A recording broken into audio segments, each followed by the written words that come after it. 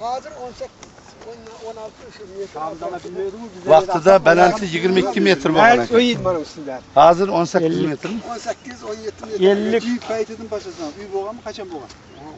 Uy uruş yıllargacha uyun buzuqlari, bemalol o'choqlari bari saqlangan, mana taychiqanlar. 54-55 yillarda mana shu yerlarda imoratlarning xarobalari, yog'ochlarigacha saqlangan. Biz mana to'shni o'tada Şamızda 54 yıl, 55 yıl ben buzubağım, bizim uy var da neydi? Qachongacha, qaysi paytgacha adamlar yaşagan bu yerda? Ha, yashashib. Ha, buraq chiqqan adam. Yashashimiz 36-yillarda oxirlari shu. 1900-yillarga Mehmonxona dahliz bor, mana biladi. Neydi? Men buzubağım olsun. 1900-yillargacha yashagan. Undan 4-5 yil oldin tusha boshlagan. Undan oldin tushgan emas. Keyin qabriston bo'lganmi bu? Yo'q, qabriston bo'lgan. Ana qabrlar kimlar? Bu bunday. bu qabrning Tarixda yozilishi eshitishimizda. Bu ana eski Rimni bilasizmi? Mana shunday baland. Eski Rim yerining tagida. Buzilib qaytib salinavergan buzilib. Bu ham shunday bir qancha 100 yillar mobaynida buzilib, ustiga tam salinib, uy salinib, qo'rg'on bo'lib, mana shu yer qo'rg'onib, naselyenniy punkt mana shu yerda bo'lgan. Erta chiqqandan keyin dehqonlar pastga tushib ketgan.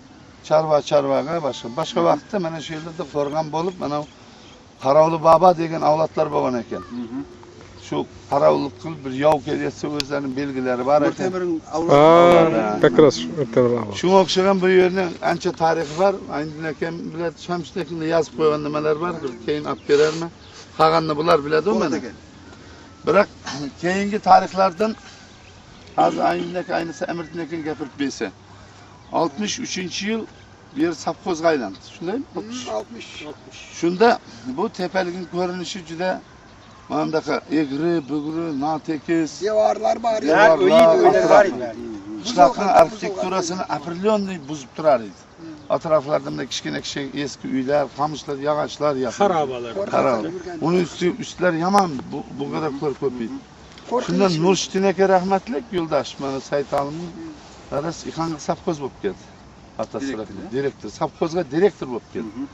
Shunda birinchi ishlari mana shu yerni tekislab, mana shu yerlarni obodonlik parkka aylantirmoqchi bo'lgan. Juda ko'p harakat qilgan. Tekislatgan bu yerlarni. Ariqlar oldirib, daraxtlar ekkan. Olma tikkan bariga. Olma tikkan. Ana bu yerda skvajina qilgan. Bir alev katta bir parkini qilmoqchi bo'lgan.